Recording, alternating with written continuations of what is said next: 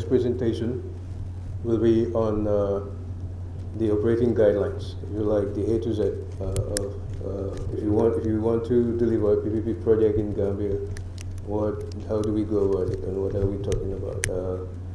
It was mentioned earlier in one of the presentations that or in the opening remarks by the Honorable Minister of Tourism, on behalf of our minister, that working with the World Bank PF team, we develop operational guidelines for PPPs in Gambia, and that's what we're here to. I'll be presenting on the operational guidelines.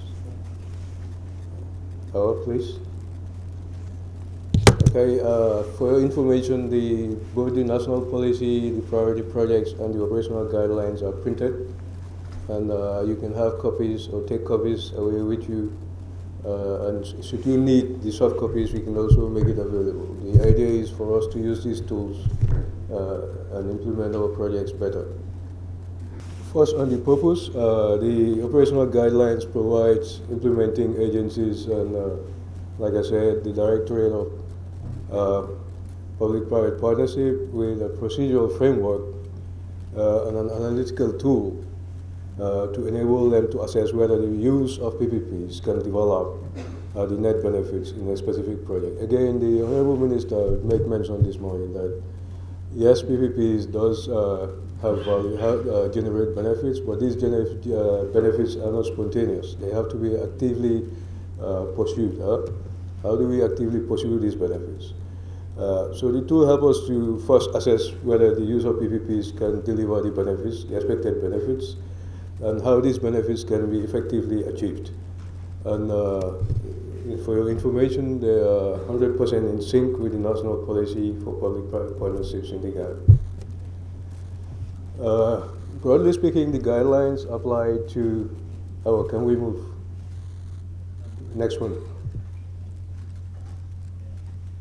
Yeah, the guidelines apply to all projects undertaken in PPP by government entities established in the Gambia. But as you know, limits have to be set. You have people coming to you for even $1 million a project. We're not saying no, but priorities have to be set. And given the limited resources,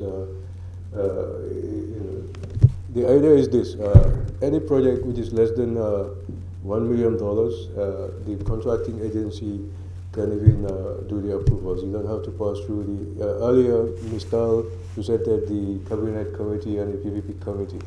The PPP Committee will deal with projects from $1 million to $3 million. Above that, Cabinet will have to deal with that. Anything less, the contracting agencies can go ahead, and of course, if they need some guidance, we'll provide it. But we have to prioritize. Mainly PPPs, like Mr. Cham is sitting right before me. Infrastructure projects are very expensive. Roads, hospitals, and so we're looking at high-value infrastructure projects. Limits definitely have to be set, and they've been set. Now, to move on, in terms of scope, we need to define what we're talking about, PPPs. And what are we talking about? What are the distinguishing characteristics? The types of PPPs, and in terms of definition, we have the national policy definition, 3 slides further, an agreement between a government and a private entity under which the firm delivers an asset or a service or both in return for payments contingent to some extent on the long-term quality or characteristics of output delivered. That's the definition enshrined in the national policy. Now, if we move back small, what are we talking about? Mr. Jallo did mention, the PPP is a different way of procuring assets. Can you move back, please? Yeah, PPP is a different way of procuring public infrastructure. And before you, we see 2 live examples. One is the much talked about Dakar-Diamniadio toll roads, and then the Trans-Gambia Bridge. What is different about it? They're all roads, right? We agree they're all roads. What's the difference between the two? Anybody? Can we make it interactive, small? The Dakar Jamnyadi Road and the Trans-Gambia Bridge. What's the main difference? Okay, well, the answer is on the next slide. There are very many differences. The main one is that the Dakar Jamnyadi is the 100% PPP. And the Trans-Gambia as of now is in the normal procurement. So what are the key differences? First is the issue of financing. In the Dakar Jamnyadi motorway, the private developers is financed by private money, loans from international financial institutions and private banks. And like I said, the Trans-Gambia Bridge is mainly government and ADB. What about the contracts? The second main difference is the contracts. What kind of contracts? Again, this is a key difference here. These are practical reality examples that we're putting on the board for consideration. And the PPP contract is integrated contract for financing. They use their money, they design the project, they build it, they maintain it, and they operate it. In our Trans-Gambia Bridge, it's purely a service contract. You give them money, they build it for you, and they walk away. But consideration is being made once the bridge is done to toll the bridge. That's another discussion. Now, in terms of payment to contractors, to the contractor, who pays? Again, in the PPP arrangement, Dakar Jamnyadi Road, which is a very successful PPP actually in West Africa, the users are paid. The private guys do all these things, right? In the Gambia, we expect every road to be built by the Ministry of Works and Infrastructure, right, and the National Road Authority. Now, the beauty of this conversation we're having is it doesn't have to be. The money men like Uncle Bucks and Trust Bank, I see Mr. Nyang over there. You know, they can happily build us a bridge, Banilbara Bridge, and then they collect money from us. If you go into Bara, you pay to them. We get the same service, right? It saves us from all these delays when you're going for Magal and the rest of it. That's the beauty. So payment stream can be spread over the life of the contract. Risk, cost overruns, and delays are lightly borne by the private sector. They do everything, of course, so they take the risk. In the government side, it's lightly borne by the contracting authority, like the bridge now. If anything goes wrong, the blame goes to who? The NRA and the Ministry of Works and Infrastructure, right? So these are some of the key differences. Again, the duration of contracts and the rest of it. The duration of contract in the Dakar Jamnyadi Road is 20 years. 20 years. They give them free will to do whatever they want. Like now, if Mr. Yang tells us, yes, Trust Bank can build us a bridge, you say, yeah, go ahead, do everything you need to do, collect your money back from the users. But after 20 years, government is going to stand next to you and say, give me everything back. We're ready. And if he's happy to make his money that way, then who complains? That's the idea, and that's why we're here. There are very many life examples. We're aware the Ministry of Tourism is doing a PPP. Moise is another Ministry of Communication Technology. But I think we'll hear from them the practical experiences they had in PPPs in Gambia and what is possible. So again, what are the key distinguishing factors? Long term is procurement of services, whole life cycle, transfer of risk to private sector, and is output based. The focus is on outputs. You decide what you want, the end goal, and you contract based on your desired outputs. Performance related payments. You don't reward failure.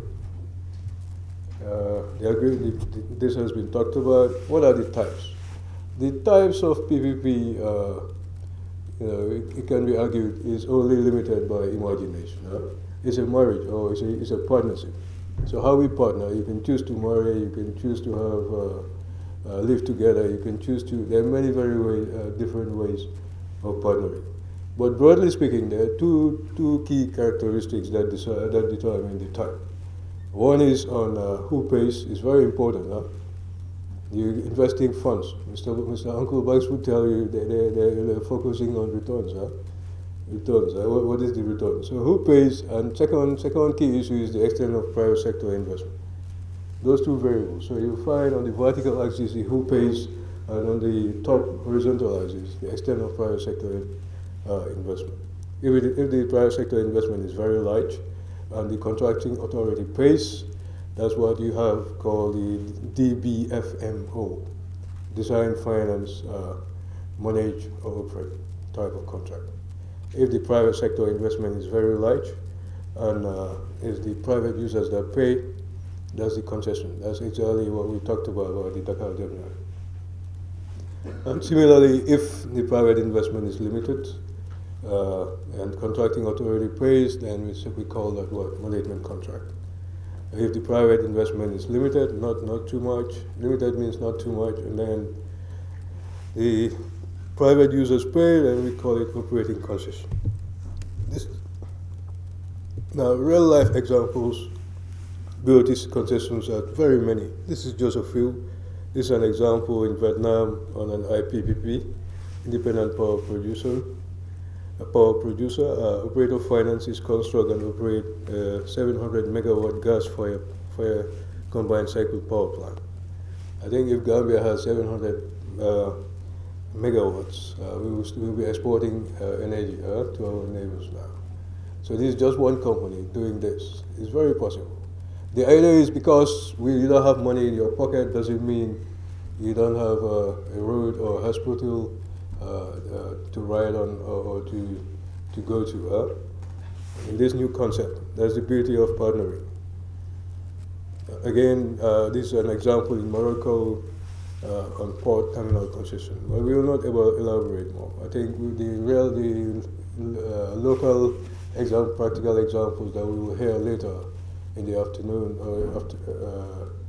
or after the question and answer session from the likes of tourism, Ministry of Information and Communication, real life practical examples and PPPs in Gambia. This is on London Docklands. So let's move to the why and when. Let's move. Okay. Why and when PPPs? Which projects are eligible for PPP? This is a very important decision. We have to screen. Antas, my colleague, Ms. Dahl, the first presenter, talked about the screening that was done and the identified projects. So it's very important to screen and decide which ones to pursue, to prioritize if you like. Cost and benefits, value for money assessment or money value assessment, very important. Application to pipeline projects in Ghana. So on this screening, how do we screen if you have an idea or a concept and you want to screen it or you come to us to screen it for PPP viability, what are the things that we look for? First issue is the project objective. Does the project involve the supply of public service? If not, then it's not suitable for PPP. That's one. Two, scope for risk transfer. Does the project allows a substantial transfer of financial and operational risk to the private sector? Very important. Three, the size of the project. Like I said earlier, size is important. For the benefit of PPP to outweigh the high procurement and contracting costs, the project must be sufficiently large.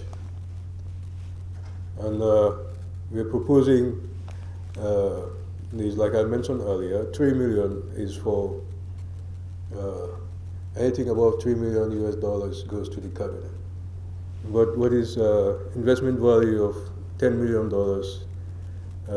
involving so I mean, again, we'll discuss these thresholds, but 10 million and 3 million is what we're saying. And it is very important, very, very important. You can't be looking at every little project as a PPP. Feasible projects, feasibility is very, very important. It's a mechanism for delivery of projects and services. The use of PPP arrangement can make good projects better, but it can never make a bad project a good one. So that's an important point to make, to note. Again, it's output focused. We focus on the outputs, the end goal. When contracting, we want to know is it possible to determine the output specifications from the onset in the long term, over the term of the contract? Operational flexibility. Is it possible to reconcile the degree of flexibility desired by the contracting authority and the long-term nature of PPP? This is important because, again, you find that once you contract, and Dowda mentioned in his presentation, once you contract, sometimes it becomes, the contract is a law. I'm not a lawyer, but I think he said something like that. The contract itself is a private law. So it becomes very difficult. You have to know what you want before you get to contracting. Once you contract, it becomes very difficult to adjust or change things in the contract. Regulatory and policy obstacles. Again, this is the spirit of the exercise that we're embarking with, being led by the lawyer that presented, Dowda, on the legal PPP Act. We're in the process to develop a PPP Act, and this is one forum where we also hope to get feedback on this presentation on some of the key legal issues that we factor. Financial analysis of a PPP project.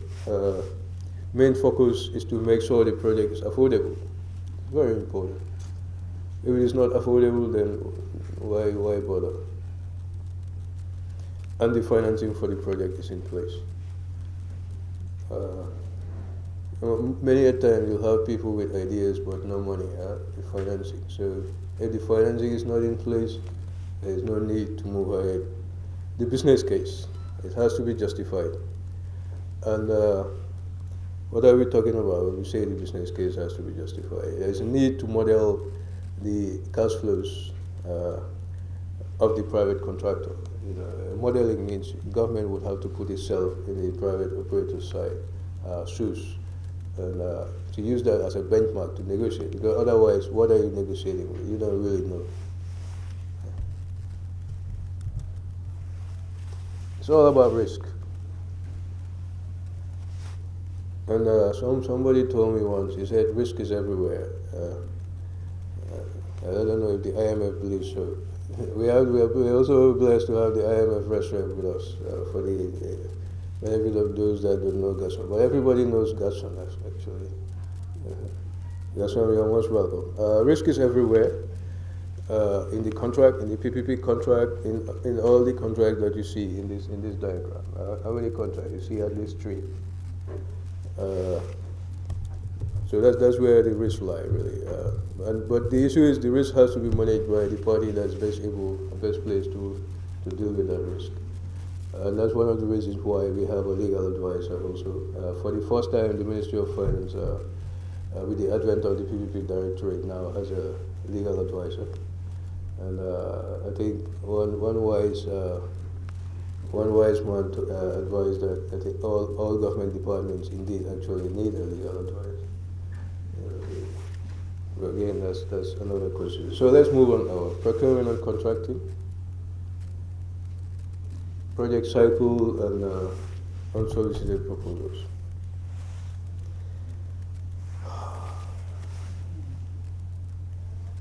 The project cycle for PPP projects is actually many a time no different from the normal cycle for other normal projects. What is the difference is in the details, what goes into these stages. But the first stage is inception. You select a project for development. Then the feasibility study, the design and feasibility assessments, and procuring and contracting, and then implement. So it's no different. It's the details. The next slide will talk about the details. What are the aspects in PPP project cycle? For instance, at the inception stage, that's where we do the screening, PPP screening. And then when we talk about feasibility study, this is where the feasibility study, where we do value for money assessments, long-term contracting, and fiscal risk assessments. And then at the procurement stage, we drafting of output specifications and PPP agreements and financial close. That's very, very, very, very difficult. defining the output specifications is not a small challenge. The lawyer mentioned in his presentations, we have some experience in this, but it's a challenge, and rightly so. It was contained in the statement of the Honorable Minister Roberts that as we evolve, we continue to learn. The best teacher is experience, past experience. But as we evolve, we continue to learn from past experience and do things better. And so all of us know of one or two existing PPP projects or that has a few challenges.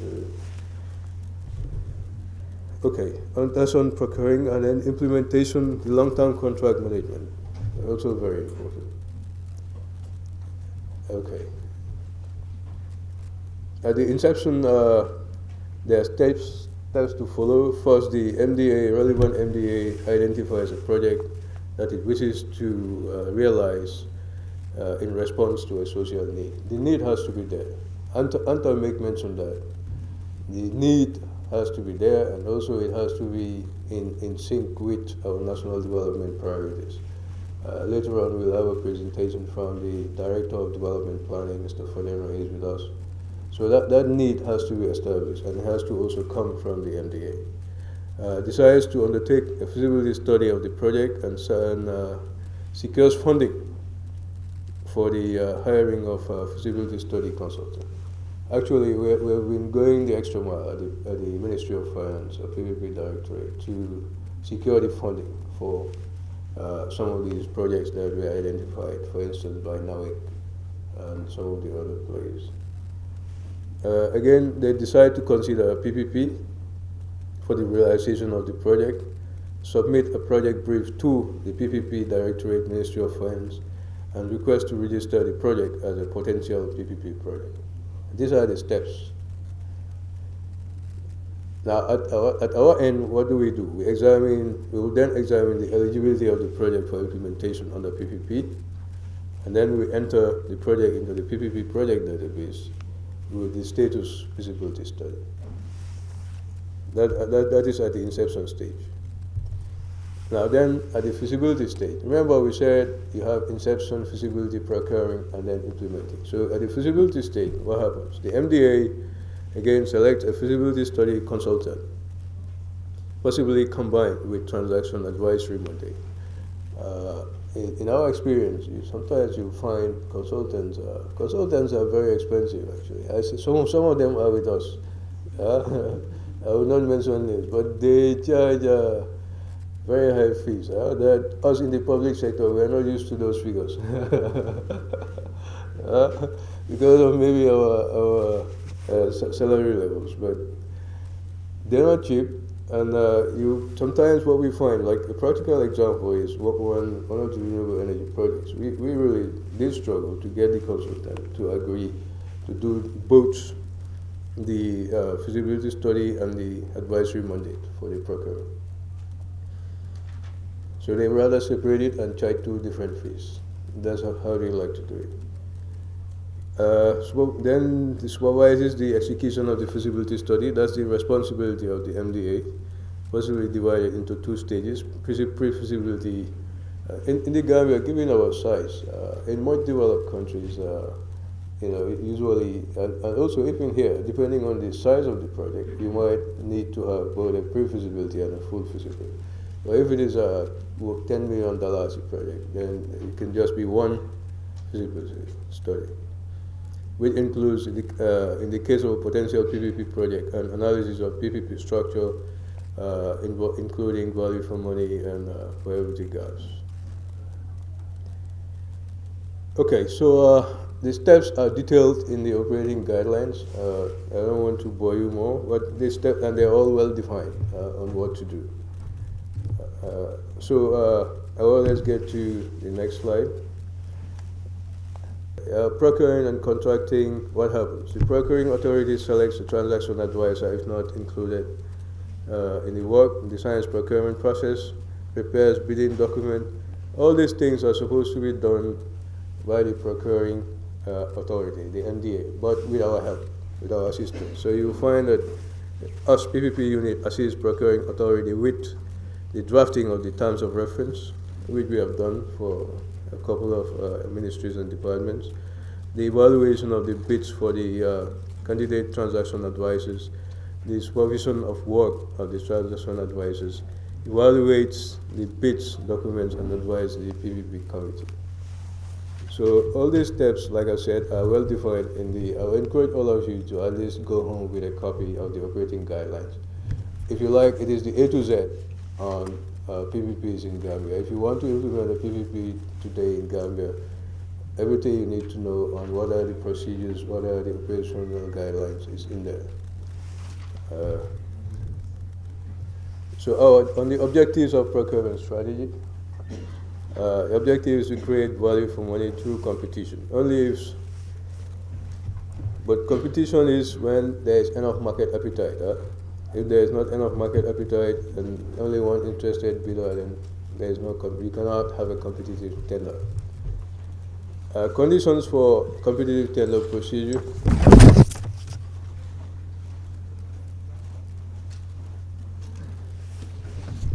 I've just been asked to speed up, right? So please allow me. I'm sure it's a directive. Conditions for competitive tender, I'll skip that one. Procurement procedure. A balance must be found between promoting effective competition and controlling the cost of running the procedure. Okay, let's go past that. Again, these steps are well defined. Now, unsolicited proposals was heatedly debated at the policy lunch. Mr. Seka and the rest of us that were here. The good news for us is unsolicited proposals. Oh, the next one after this, yeah. Unsolicited proposals. Yes, that one. The good news is a study was done globally by the Rebel Group in June 2014, and they actually found that our approach of treating unsolicited proposals is in line with best practice. So what is that approach? The approach is review the feasibility study with external technical assistance. That's the next one. Yeah. Perform value for money and procure competitive, and then we compensate. Unsolicited proposals are those proposals from the originating from the private sector. If it originates from the private sector, usually the private sector is supposed to submit to the MDA. MDA looks at it if it is in line with if they need it and is in line with the development plans of the Gambia, then they forward it to us and the rest of it. But at the end, the last point there is very important. The last point, which is the compensation issue. And this was heatedly debated, but the global survey by Rebel Group says that this is the right way to do it. If it is your thought, your idea, you start the whole process, but in the end we do an open tender and you don't happen to become the winner of the bid, the winner compensates you. PPP is just another way of realizing procurement projects. Current way of deciding on bid projects will most likely also work for PPP. There was mention of the National Tender Board, right? There is some school of thought that now it's advocating that that same board can do the work of the PPP committee, which is fine by us. It's for really government. It's one government saying to decide in the way forward on this. Now, approved list of priority projects crucial. We already have that. It's all about risk and how we manage risk. Clearly distinguish between financing and payment. Financing, when you say financing, it means money that you have to pay back. At the project level, bad projects will never become good projects. During project preparation, good preparation is crucial for successful projects. Act as professional tendering authority, and during implementation, invest in good partnership between the public and private. Continue to follow up between procurement and employment. Know the contract. Now, finally, this is a message to all of us. On the small circle, we have our comfort zone. This is what we know, how we've been doing business up to this point as a country. Now, where the PPP magic happens is on the big circle. It's a new territory, new way of doing business. and it needs a lot of capacity building, and we encourage all of you, like the Honorable Minister said, to commit to this project, and together we shall get there. Thank you very much, ladies and gentlemen.